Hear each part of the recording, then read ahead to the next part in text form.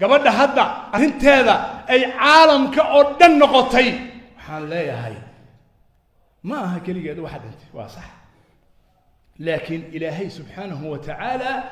xikmad buu ka leeyahay gabadhaas Soomaalida ah ee muslimada ah in dhigeedu maanta uu noqdo waxa arintan qarxiya inuu noqdo oo siyaasiyiintii kashifa oo mas'uuliyaadka kashifa oo dulmiga kashifa oo dhiig badan oo muslim oo daatay kashifa ayaa ilaahay ka leeyahay ee ikraan ma aha kaligeed wax dhintay laakiin xikmad baa ilaahay ka leeyahay waxaan leenahay arintaas waa arin weyn oo ilaahay subhanahu wa ta'ala uu daba joogo walla inaanay noqonayn arin ciyaar ah oo lagu kala tago boqolaal culimo ah zuhaad ah mas'uuliin ah wasiir ah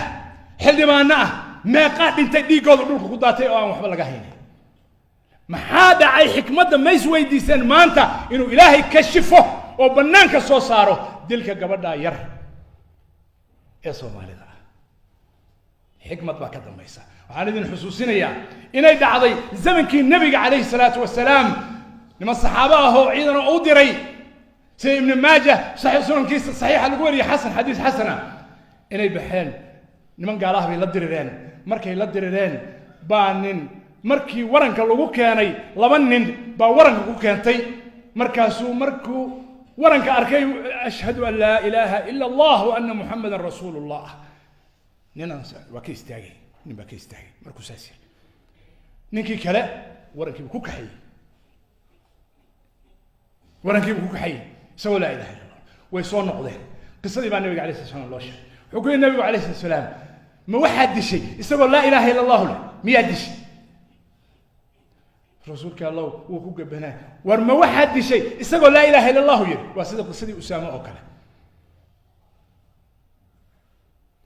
رسولك الله دم بدافع إلهي يويدي وكان مسلم النبي عليه الصلاة والسلام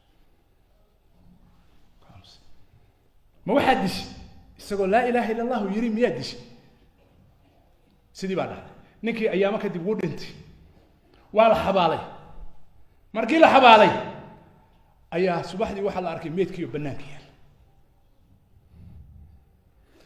حيث راهدن حبا بهال باقضي وحبا قضي مر وكلا كو حبالين حباشي بي دهريين واكو عليين صباح دي واحد كان يسوق بنانك